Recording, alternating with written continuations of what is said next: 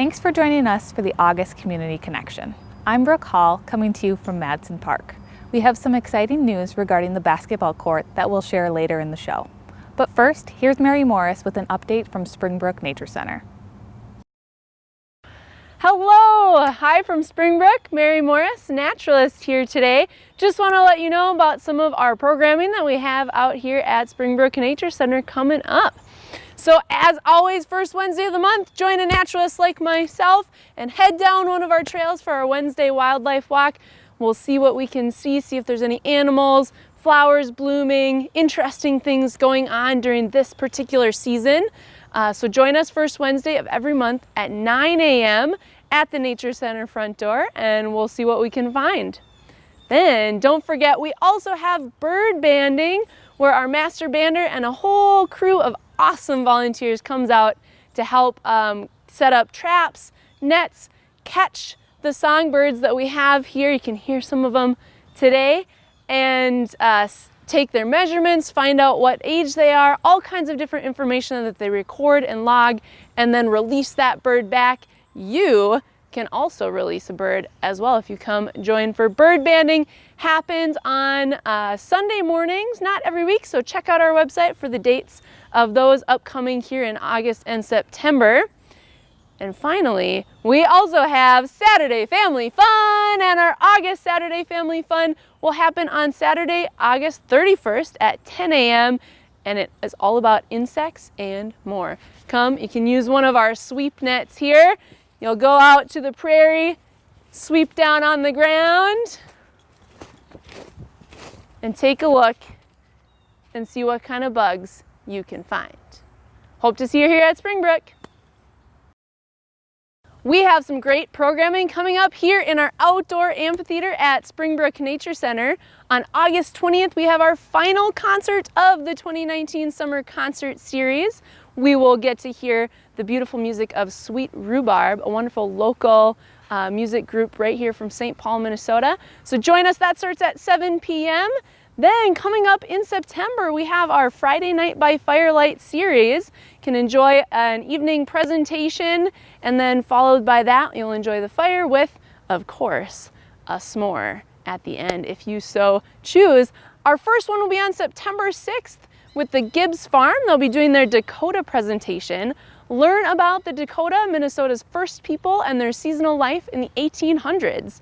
The program will include an introduction to Cloudman and his village at Bede-Makaska, the story of the Buffalo Nation, a wild racing skit, and lots more. The Gibbs Farm is a Ramsey County Historical Society site, and they have worked with members of the Dakota community and instructors from the University of Minnesota's Dakota Language Program in order to develop these programs that they offer in an appropriate and great way. So we look forward to seeing you there. Mark your calendars for September 14th, right here at Springbrook Nature Center. You can join us for the Autumn Sampler, an event put on by the Springbrook Nature Center Foundation that does all kinds of great fundraising for us here at Springbrook Nature Center.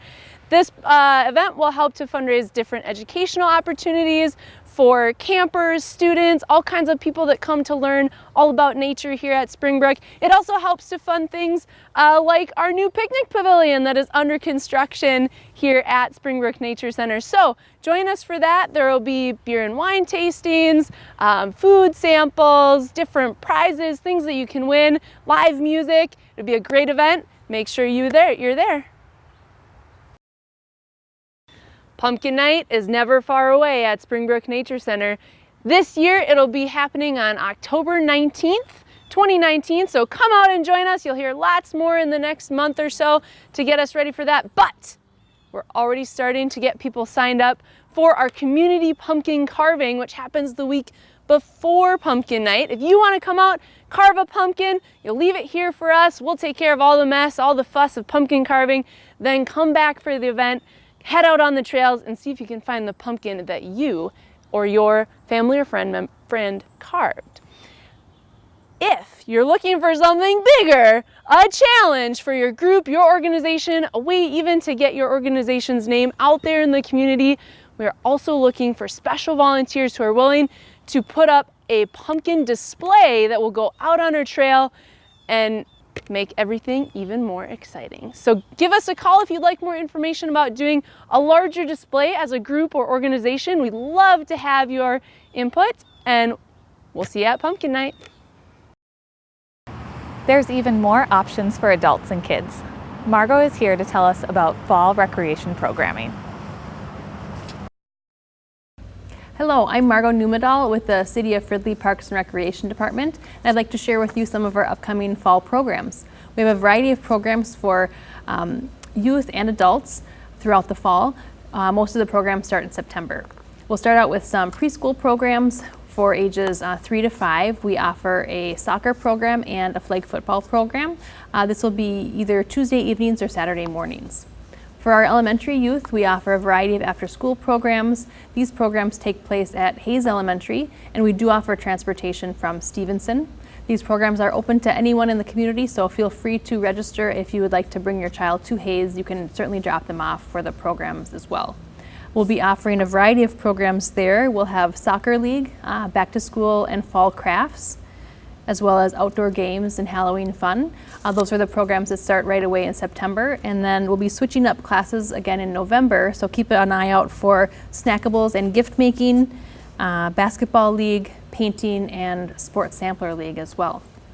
For our middle school youth, we offer some programs over at Commons Park. We'll have supervisors at the park shelter building on Mondays and Wednesdays. They'll provide a variety of activities from sports to arts and crafts, and just have a fun place for kids to hang out after school. We also will be continuing our Rec on the Go program.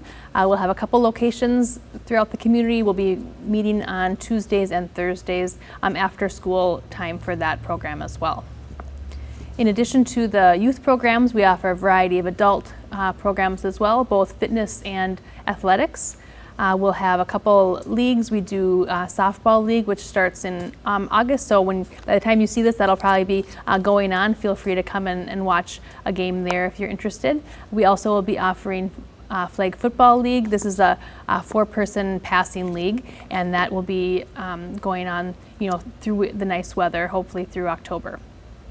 In addition, for athletics, we'll also be taking registrations for our broomball and boot hockey leagues. So if you're interested in those winter sports, take a look at our website and see when the registration dates are for those. That'll be coming up. In addition to athletics, we have a variety of fitness programs from yoga, Zumba, Taekwondo, a variety of things to keep adults busy and fit throughout this next season. We hope to see you and your family out and about this fall, enjoying the many activities and great weather. You may have spotted the green ribbon around Fridley ash trees that shows they are protected from EAB. Learn more about this process and how to protect your ash trees from environmental planner Rachel Workin and staff from Rainbow Tree Care. Hi, my name is Rachel Workin and I'm the environmental planner for the City of Fridley. Early in May, emerald ash borer, an invasive pest that attacks ash trees, was confirmed in the City of Fridley.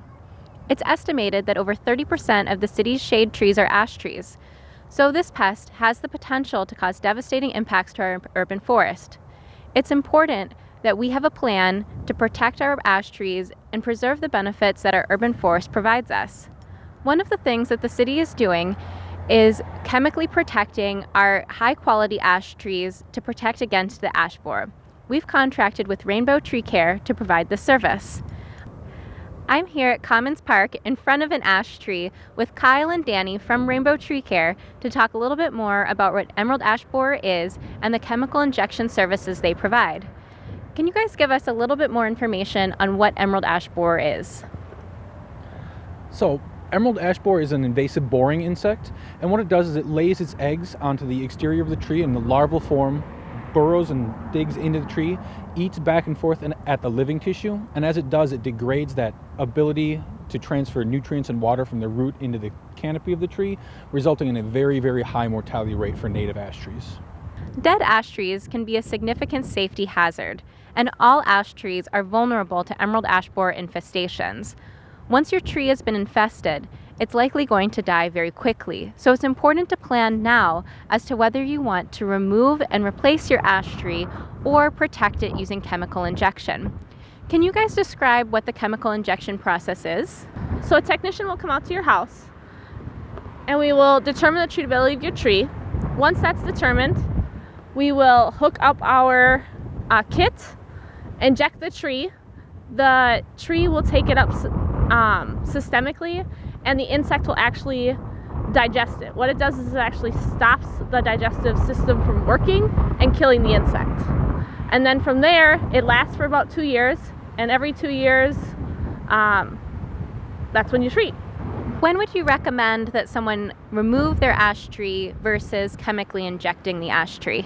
We recommend if the tree has about 70% of its canopy, and if the tree, so let's say if it has any sort of damages on the outside of it, so like lawn care damages or any significant canopy damages, we would actually recommend that you remove it compared to injecting it. What are the benefits of chemical injection versus other methods of applying the chemical? So the biggest benefit with a direct injection into the tree is it's the highest rate of success. There are other alternatives out there, including soil applications, but your highest rate for a long-term and safe and healthy tree is the direct injection into the vascular tissue. One of the big benefits of doing it that way is it reduces chemical leaching, chemical drift. Being directly injected into the tree contains it. Injections into the soil, they are effective, but you do have the certain risk of potential leaching farther away, as well as affecting other plants that are planted around the base of a tree. With the trunk injection, you don't have to worry about flowering plants at the base of the tree because the application is directly into the vascular tissue. If a resident was interested in using Rainbow Tree Care services, what would be the process for getting that started? So the easiest way is going to rainbowtreecare.com/Fridley. What'll happen is a arborist will come out, do a site inspection on the tree, make sure the tree is a candidate for treatment, make sure it's healthy, it's not in decline, and they would provide a free estimate from there. Depending on the size of your tree, it may be more cost-effective to chemically protect it against emerald ash borer as compared to cutting the tree down. In addition, you'll be able to retain all of the ecological benefits that a full-grown tree provides.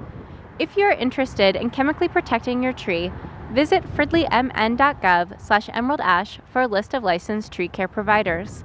The city has contracted with Rainbow Tree Care to chemically protect high-quality ash trees along the parks and public right-of-way. As part of this contract, Rainbow Tree Care is offering bulk rate pricing to Fridley residents interested in protecting private ash trees located on their lawns. Now, crime prevention specialist Courtney Miller joins us to talk about news and updates from our public safety department. Hi, I'm Courtney Miller, crime prevention specialist with the Fridley Police Department. And Minnesota's hands-free driving law went into effect on August 1st. So what does that mean for drivers? That means you can no longer have your cell phone in your hand while you're operating a motor vehicle. That includes while you're stopped at a stoplight or at a stop sign. So what can you do? You can use a dash-mounted phone holder or a vent clip that holds your phone so you can utilize your voice-activated phone or single touch.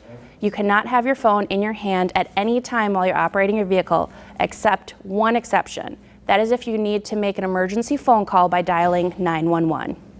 You may also see police officers and other emergency responders using their phones. There is an exception in the hands-free law that allows police and other emergency officers to use their cell phones while operating an emergency vehicle in the service of their jobs.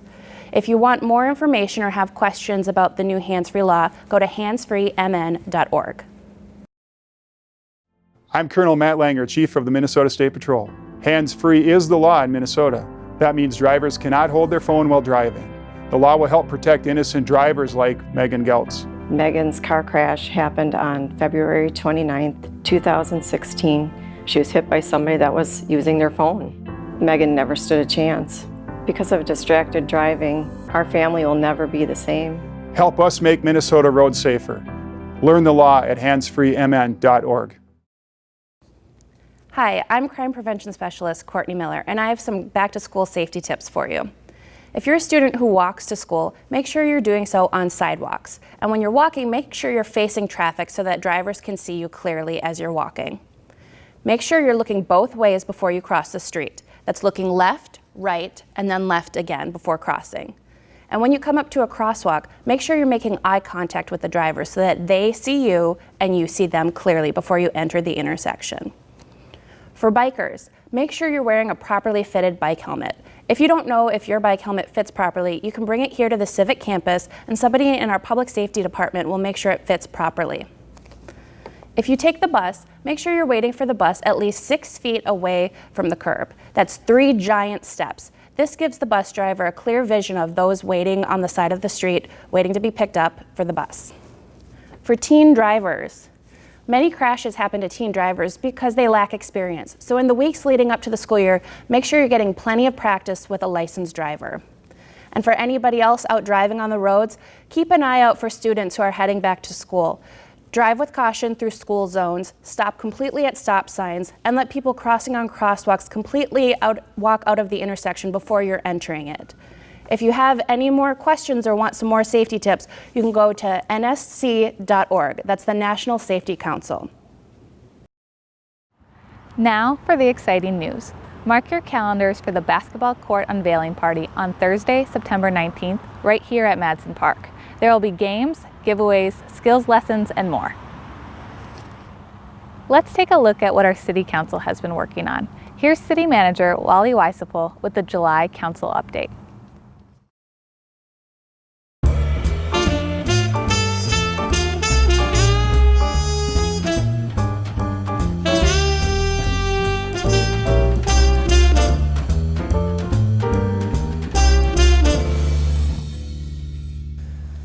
Hi, I'm Wally Weisapel, City Manager, and this is the Council update for July 8th. The City Council met prior to the regular meeting for a conference, and they heard an update about the Civic Campus project here, the City Hall and the ponds and the recreation area between Public Works and the City Hall and the private housing development site. And updates included some work that's being done on the landscaping. If you've traveled by City Hall, you might notice that the landscaping looks unfinished, and that's because it's going to be a native prairie-looking vegetation growth that'll take about 3 years for it to come in. So the council heard some of those updates, and then at the regular meeting, we had one particular business item, and this was a special use permit, and this is for Park Construction, who's located on 81st Avenue right by the railroad tracks in the industrial area. And their special use permit is to allow them to do rock crushing. And rock crushing is what's done for road construction, where they take the asphalt and the concrete and they grind it up and then they reuse it as street base. And this will only be done for projects that can't be done on the construction site. And the zoning allows it, but allows it only by special permit. So the special permit requires a public hearing, which was held by the Planning Commission earlier in June. And that's when the neighborhood was invited to come out and hear about it. Since then, the Planning Commission approved that. They send that recommendation to the City Council. And the City Council heard from a few residents who seem to have their concerns taken care of. And the City Council approved that special use permit that gets reviewed in a year's time. So that's all the council was up to this particular Monday night. Thanks for checking in with us, and we'll see you next month.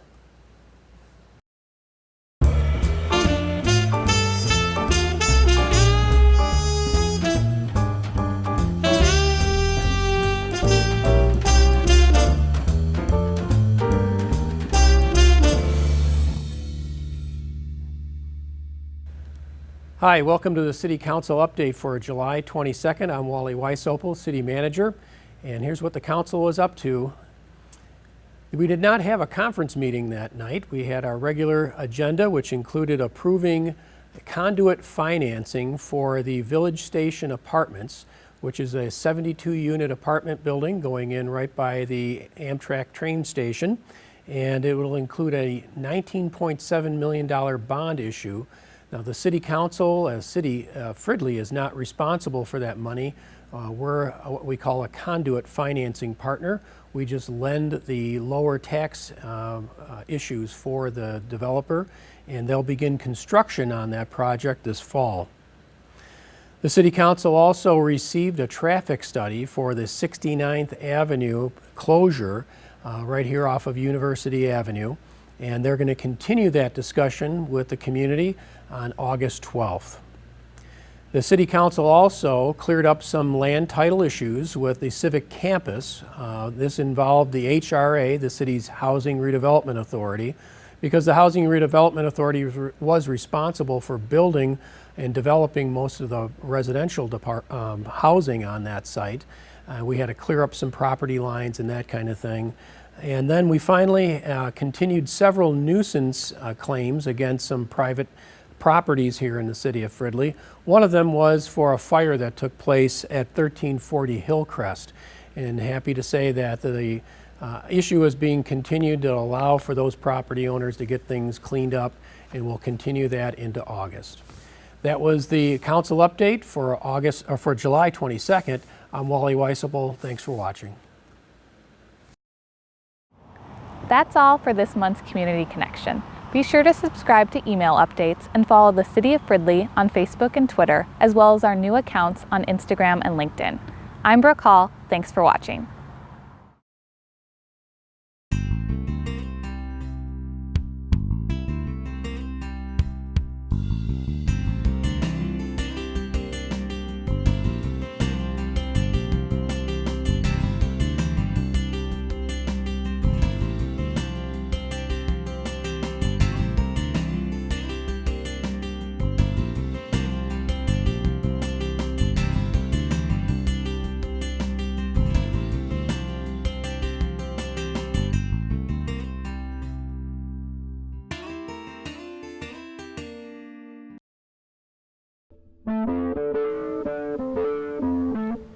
This has been a production of Fridley Municipal Television, Channel 17. Thanks for watching.